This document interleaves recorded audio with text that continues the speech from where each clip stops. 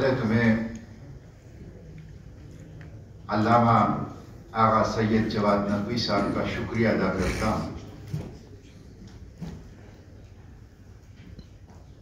کہ انہوں نے ہم سب کو اتحاد امت کی، وحدت امت کی عملی مثال بنا کر یہاں پہ اکٹھا کیا ہے،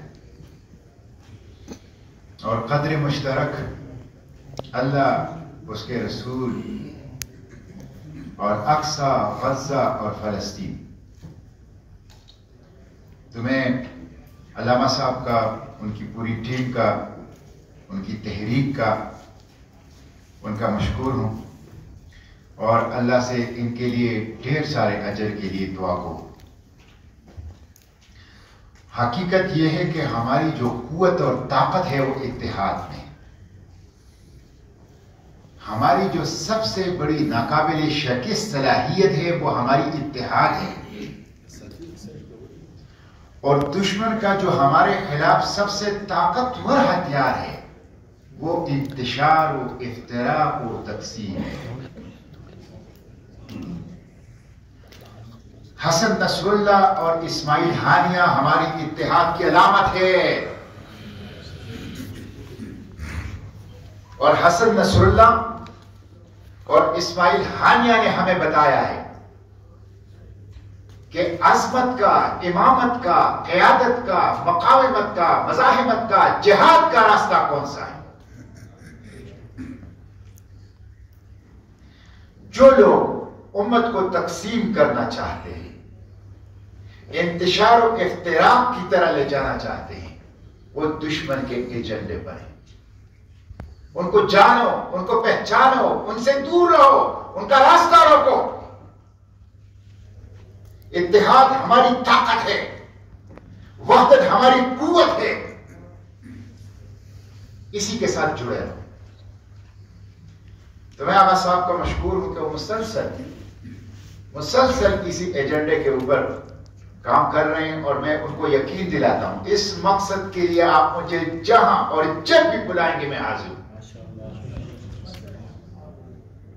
کیا خوبصورت عنوان ہے، وحدت امت کانفرنس بعنوان غزہ کے میدان میں امت کا امتحان۔ غزہ کی حمایت کا سورج مغرب سے طلوع ہوا ہے، سورج مشرق سے طلوع ہوتا ہے، لیکن غزہ کی حمایت کا سورج مغرب سے طلوع ہوا ہے۔ غزہ کے میدانوں میں جس طرح میرے بھائی نے کہا، عبدالکبیر شاکر صاحب نے، امت کے حکمران، امت کے جرنیل، امت کی مقتدرہ، امت کے خواص، امت کے پولیٹیکل لیڈرز، امت کے عوام فیل ہو گئے ہیں۔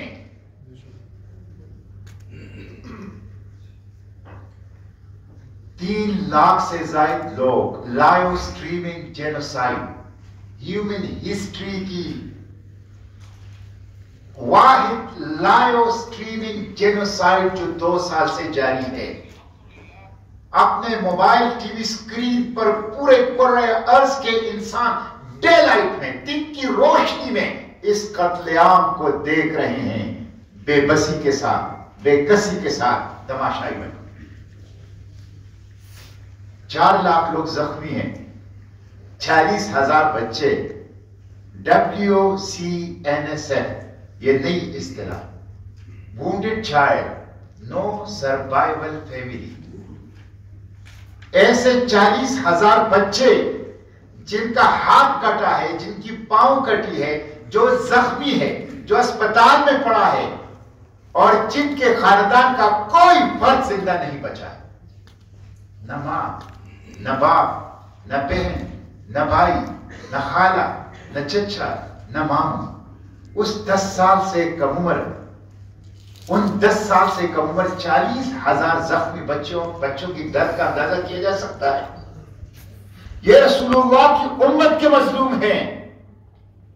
اور جب میں غزہ کے قریب تھا پانیوں میں، تو میں نے آسٹریلین لیڈی ڈاکٹرز کی ویڈیو سنی، دیکھی، اور اسے اپنے سوشل میڈیا پہ ڈالا کہ انہوں نے کہا کہ ہمارے پاس ایک شہیدہ کی لاش لائی گئی جس کا سر نہیں تھا اور وہ پورے دنوں کی حاملہ تھی. ہم نے اس کیفیت میں ان کا بچہ آپریشن سے زندہ نکالا. 2 ارب مسلمانوں، زمین کی پیٹھ سے زمین کا پیٹ ہمارے لیے بہتر ہے. اس کے بعد کیا بچتا ہے؟ کیا بچتا ہے؟ کس چیز کا انتظار ہے؟ اس لیے جو درد ہے وہ بہت زیادہ ہے، اور اسی لیے میں کہتا ہوں کہ فیل ہو گئی ہے امت. جب سویڈن کی ایک 22 سالہ بچی گریٹا تھنبرگ یہ کہتی ہے کہ اگر میں 100 کلو آٹا غزہ پہنچاتے ہوئے مر گئی تو میں سمجھوں گا میری زندگی کام آ گئی. تو اگر گریٹا یہ کر سکتی ہے تو ہمارے حکمران کیوں نہیں کر سکتے؟ ہمارے جرنیل کیوں نہیں کر سکتے؟ ہمارے سیاستدان کیوں نہیں کر سکتے؟ ہمارے پارلیمنٹیرینز اور پولیٹیکل پارٹیز کیوں نہیں کر سکتی؟ اس لیے یہ جو عنوان ہے غزہ کے میدان میں امت کا امتحان،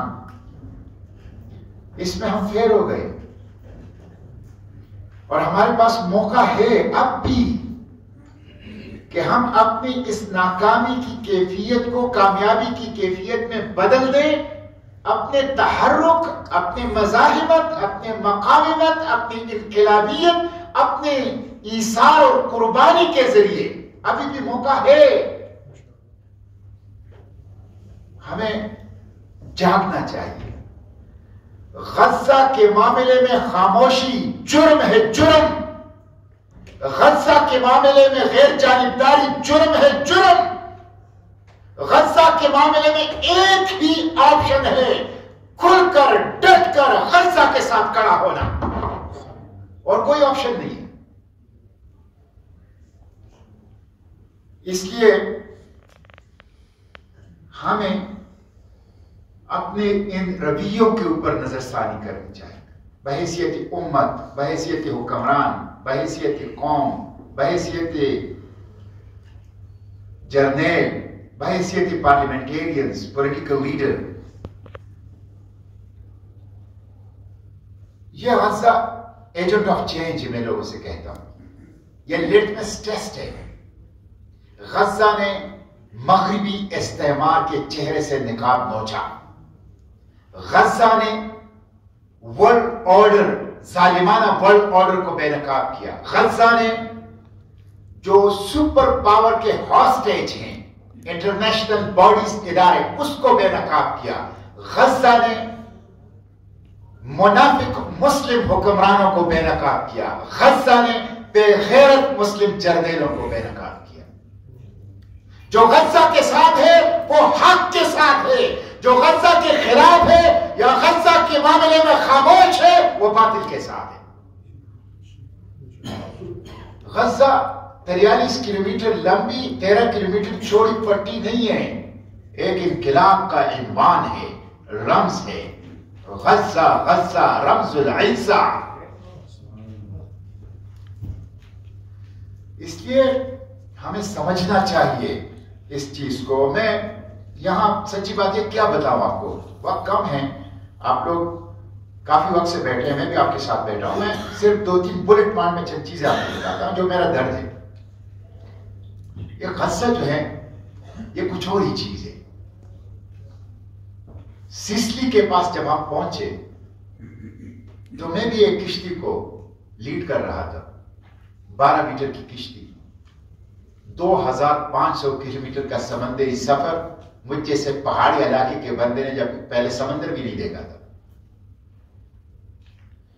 تو وہاں پہ ریڈیو کمیونیکیشن کے ذریعے سے جو سٹیئرنگ کمیٹی تھی اس نے ہمیں میسج بھیجا کہ ہر شرکائے فلوٹیلا کو سامنے بٹھاؤ، اعلان نہ کرو، سامنے بٹھاؤ، اس کے ساتھ آئی کانٹیکٹ کرو، اس کے آنکھوں میں آنکھیں ڈالو اور اسے کہو کہ یہاں تک جو آپ نے سفر کیا ہے اس کا بہت شکریہ. یہ جرت ہے، یہ غیر معمولی ہے، لیکن آگے موت ہے، آگے موت ہے۔ لہٰذا ہم یہاں اٹلی سے آپ کی واپسی کا انتظام کرتے ہیں۔ یہ نہ بزدلی ہے، یہ نہ شرم کی بات ہے، ہم اس پہ آپ کا شکریہ ادا کرتے ہیں، آپ چلے جائیں۔ 500 لوگ تھے۔ مجھے کربلا کا منظر یاد آ گیا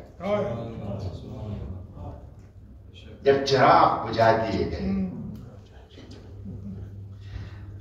رب کعبہ کی قسم، ایک فرد بھی واپس نہیں کیا، 500 میں سے ایک فرد بھی۔